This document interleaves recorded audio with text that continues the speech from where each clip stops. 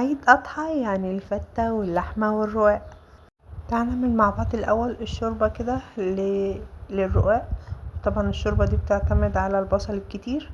أنا عندي هنا كده اللحمة ومشمعاها حطاها، يعني مقطعاها وحطاها في الطبق كده بالمصفى ده، بسيبها تنزل الدم خالص وتصفي وبحطها على جنب كده. انا بقى جايبه هنا كميه البصل الكبيره دي. انا بختار البصل الكبير علشان ايه؟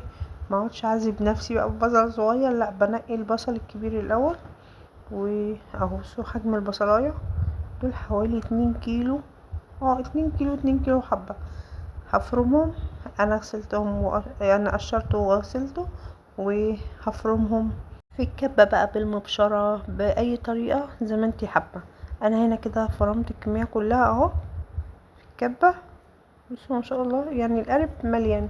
هي طبعا اللحمة او شوربة اللحمة بتعتمد على البصل فعلا الكتير عشان يديكي طعم كده للرقاق حكاية.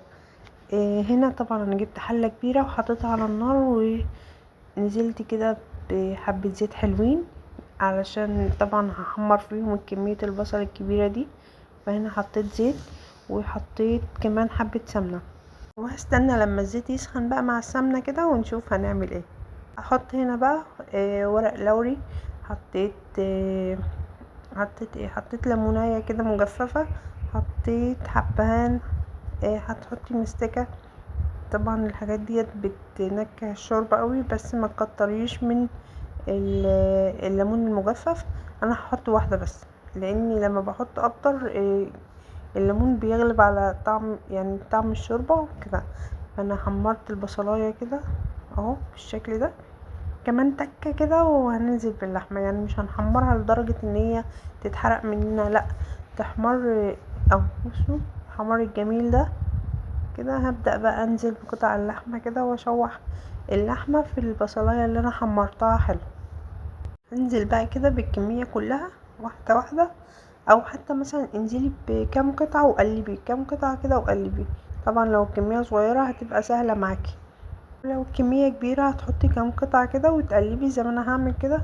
انا هحط وبعد كده بفصل وبعد اقلبها حلو اهو. ما شاء الله هحط الباقي. طبعا انا لما بقطع اللحمة وبحطها في الطبق اللي هو بالمصفى ده بينزل الدم خالص وبيشمعها ومبيخليهاش تنزل الدم تاني، او بسيبها لغاية ما تصفي خالص وبعد كده بحطها في البصل كده. انا حطيت الكمية اهو.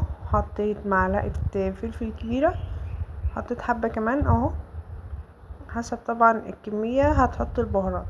هحط هنا معلقتين ملح كبار علشان الكمية بتاعتي. طبعا الملح ده انتي برضه هتحطي حسب الكمية الموجودة عندك، هتقللي يعني هتزودي. وبعد كده هنزل بالمية. انا ما حطيتش خالص غير ملح وحطيت فلفل اسود. يبقى بعد كده بقى تستوي على النار براحتها خالص، واغيب كده وابص عليها. اكون انا هنا عملت طبق صغير ومقطعه طبعا الرقاق، ولما تستوي كده اجيب كام قطعه كده ونحط طبعا الشوربه بتاعتها، ويبقى احلى طبق رقاق باللحمه. اتمنى يعجبكم. كل سنه وانتم طيبين وبخير يا رب.